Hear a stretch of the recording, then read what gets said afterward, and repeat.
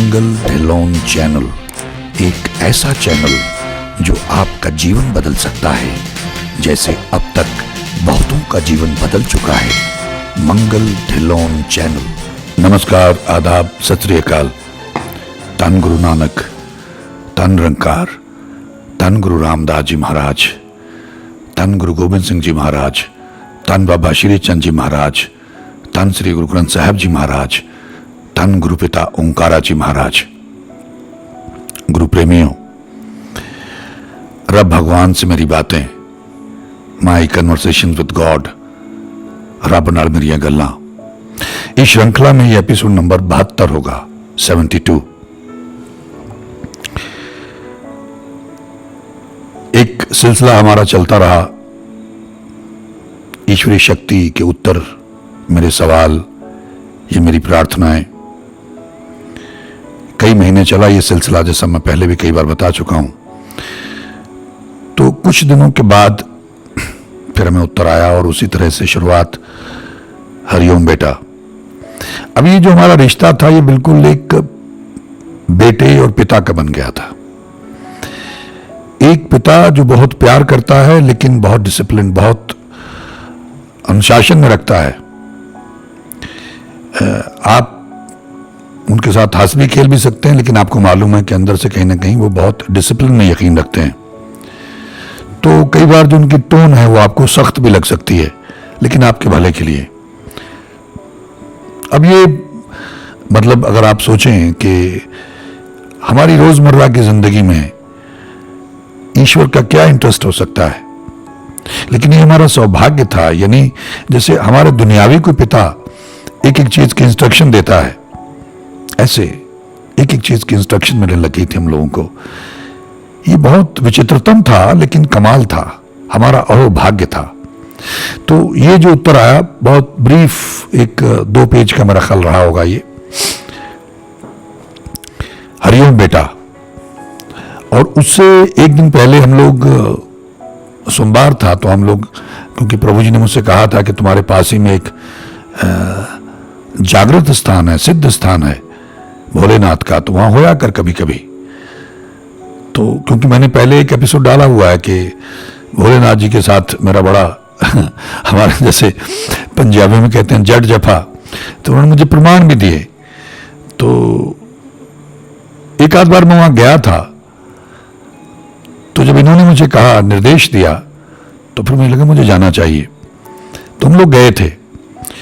तो जब उत्तर आया तो उसमें लिखा हुआ था कि तुम लोग भोलेनाथ के मंदिर गए थे, वहां दीप प्रज्वलित किए, महाआरती में शामिल हुए, भोले ईश्वर का आशीर्वाद मिला, हो सके तो हर सोमवार को वहां जाया करो। उसके बाद में अगले पैराग्राफ में कि अब तुम लोग गुरु रामदास जी ईश्वर के घर जाने वाले हो। अच्छा, उन्होंने हमसे कहा था कि हो सके तो हर महीने चले जाया करो। और जो वो एंटीक की मैं बात कर रहा था, उसी के सिलसिले में तो दरबारी ने भी हमारे साथ जाना था। और पिछली बार जब हम लोग गए थे उनकी गाड़ी में, तो वहाँ हमारा आपस में बड़ा विकट मामला पैदा हो गया था। तो इस बार वो उसी कारण, जो हमें वहाँ से संदेश आया, उत्तर आया प्रभु जी की तरफ से, तो उन्होंने कहा कि अब तुम लोग गुरु रामदास जी ईश्वर के घर जाने वाले हो। अब वो मुझे इंस्ट्रक्ट कर रहे हैं कि तुम वहां पे क्रोधित मत होना और आवेश में मत आना। तो अगले पैराग्राफ में उन्होंने लिखा हुआ था, क्योंकि हम लोग जा रहे थे हरमंदिर साहब, ऐसा प्लान बन गया था, क्योंकि हमको पहले गुरु पिता ओंकारा जी महाराज ने कहा था कि कोशिश करो हर महीने होया करो, वहां हाजिरी लगा के आया करो। तो वो जो एक एंटीक की मैं बात कर रहा था दरबारी के पास, उसी सिलसिले में हमने जाना था। तो जिन लोगों ने ये एपिसोड देखे हैं रेगुलर, उनको मालूम होगा मैं किस विषय में बात कर रहा हूं। तो उस संबंध में उन्होंने लिखा हुआ था कि कल तुम लोग गुरु रामदास जी ईश्वर के घर जा रहे हो, तुम वहां आवेश में मत आना और रूपा पर भी क्रोधित मत होना। अब वो पिछली बार जब गए थे पहले तो कुछ विचित्र अवस्था हो गई थी वहाँ, जिसकी वजह से मैं आवेश में आ गया था। दरबारी और हमारे बीच में कुछ अजीब स्थिति पैदा हो गई थी। खैर, तो उसी संबंध में वो हमसे कह रहे थे कि इसका ध्यान रखना, जिस काम के लिए जा रहे हो वो रामदास जी ईश्वर से सच्चे मन से अरदास करना, और पवित्र शहीद सिंह बाबा दीप सिंह जी के यहाँ और बाबा अटल राय जी के यहाँ भी अरदास करना, वो जरूर सुनेंगे। मैं भी तुम्हारे साथ उपस्थित रहूंगा। कदाचित यदि ईश्वर ने आज्ञा दी तो आऊंगा। साथ में उन्होंने ये भी लिख दिया।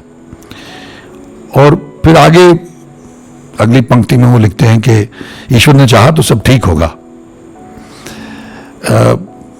नेक्स्ट जो पैराग्राफ था उसमें उन्होंने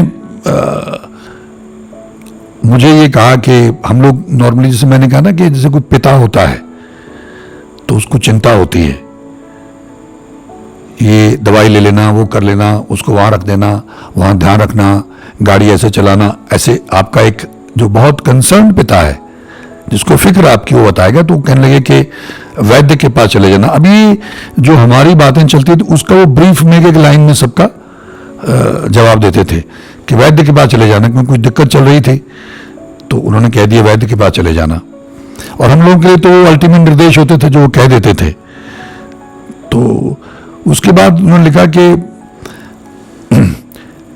तुम घर का जो कार्य है जो तुम्हें बताया, उन्होंने एक चीज घर के बारे में मुझे बताई थी, इसको ऐसे करना, इसको ऐसे करना, ये ऐसे कर दो। तो घर का बताया हुआ प्रत्येक कार्य तुम कर रहे हो, अच्छी बात है।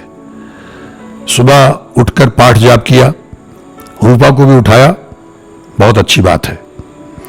अब ये देखिए, जो उन्होंने हमें कार्य दिए हमने किए, तो उसके साथ में से रिपोर्ट कार्ड आपको मिलता है, तो वो आता था कि बहुत अच्छी बात है। फिर अगले पैराग्राफ में लिखा कि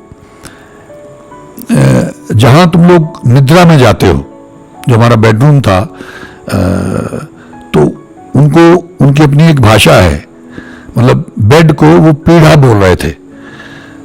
तो उसके पीछे का जो उन्होंने अपनी भाषा में लिखा कि उसका जो पीढ़ा है वो कीड़ों ने खाया हुआ है, जिसमें दीमक। हम लोग यहाँ बंद करके चले जाते थे बॉम्बे, तो दीवार के साथ लगे हुए थे बेड, जो बेड थे हमारे, तो उनको पीछे जो बैक होती है, रेस्ट, बैक रेस्ट के लिए जो बना होता है, तो वो कीड़ों ने, दीमक ने खा लिया था। तो अब हमने देख तो लिया था, तो उसको थोड़ा आगे कर लिया दोनों बेड्स को। तो कहने लगे कि वो कीड़ों ने खा लिया, वो तुम लोगों के लिए ठीक नहीं है। अब ये जो वास्तु की हम बात करते हैं, तो वो चीज़ें भी यहाँ कंफर्म होती हैं कि एक तो उन्होंने ये कंफर्म कर दिया कि अगर आप गुरु रामदास जी के यहाँ जाके अरदास करते हैं, सच्चे मन से, आत्मा से अरदास करते हैं, तो वो सुनते हैं। दूसरा, बाबा दीप सिंह जी के यहाँ, बाबा अटल राय जी के यहाँ अगर आप जाके अरदास करते हो तो वो सुनते हैं। ये वहां से कंफर्म हो रहा है। तो ये बहुत बड़ी बात है, हम लोगों को विश्वास के साथ में सच्चे मन से वहां जाके अरदास करनी चाहिए। फिर ये वास्तु को कुछ लोग नेगेट करते हैं, तो ये भी यहाँ बात क्लियर हो गई कि अगर वो कीड़ों ने खाया हुआ तो हमारे लिए शुभ नहीं है, अशुभ है, अच्छा नहीं है। तो कहने लगे हो सके तो वो जो कीड़ों ने खाया हुआ उसको बदल लेना, या फिर वो पीढ़े बदल लेना, उनकी जगह नए लाके रख लेना। उसके आगे एक पैराग्राफ में वो लिखते हैं कि कल जिससे तू बात कर रहा था, मुझे याद नहीं था, अभी भी मुझे याद नहीं मैं किससे बात कर रहा था। उस वक्त जब ये संदेश आया होगा तो मुझे याद रहा होगा। तो उसकी वजह से भी, यानी वो ज्यादातर मुझे कहते थे कि ये तमाम दुष्ट आत्माएं हैं, राक्षस प्रवृत्ति के लोग हैं। तो कहने लगे उसकी, उस कुछ उनके लिए शब्द इस्तेमाल किए कि उनकी वजह से भी तेरे कलंकित होने की प्रबल संभावनाएं थी, लेकिन तू कैसे बचा? ईश्वर ने बचाया। और फिर आगे लिखा, अब ये मतलब हम लोगों को मिलते रहते हैं। आप किसी के मन में क्या है, जैसे कोई प्रोजेक्ट करना है तो होटल में हम ठहरे हुए हैं, तो वहाँ भी लोग मिलने आ जाते थे। विचित्र किस्म के लोग मिलने आ जाते थे, और मैं अपने आप को मूर्ख ही मानूंगा क्योंकि मैं सबसे ऐसे ही घुल मिल जाता हूं और बातचीत करता हूं। उसमें मेरे अचेतन में कुछ गड़बड़ रहा हो तो अलग बात है, या मेरे कर्मों में कुछ गड़बड़ रहा हो, प्रारब्ध में या भाग्य में। तो अब वो किसके, अभी मुझे याद नहीं है किसके बारे में वो कह रहे थे, लेकिन उनको तो सब मालूम था। तो इशारतन उन्होंने कहा कि कल जिससे बात कर रहे थे तो उसके कारण भी तेरा कलंकित होना संभावित था, संभव था कि तू कलंकित हो जाता, लेकिन तुझे ईश्वर ने बचा लिया।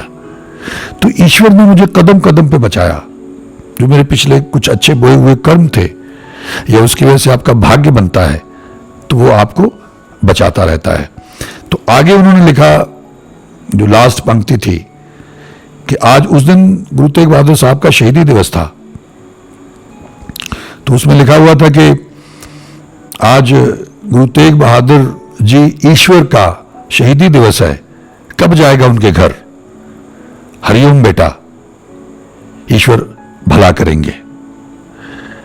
ये एक छोटा सा मुझे उनकी तरफ से उत्तर आया था। तो इसमें जगह जगह उन्होंने एक पिता की तरह निर्देश दिए थे, ये करना, ऐसा मत करना, वैसा मत करना, वहां चले जाना, उनसे प्रार्थना करना, सच्चे मन से करना, वहां कीड़े लग गए हैं उनको निकाल दो, या तो वो बदल दो जो बैक है, या फिर वो बेड ही बदल दो जो तुम्हारे लिए ठीक नहीं है, वैद्य को दिखा लेना। मतलब कमाल ही था। आज भी मैं बैठ के जब सोचता हूं, अभी काफी देर से उनका कोई उत्तर नहीं आया, मैं एक दिन उनसे बातें तो करता रहता हूं क्योंकि अभी भी मैं बोल रहा हूं तो वो सुन रहे हैं। यानी उनके कैमरे में तो सब है, उनकी नजर में सब है।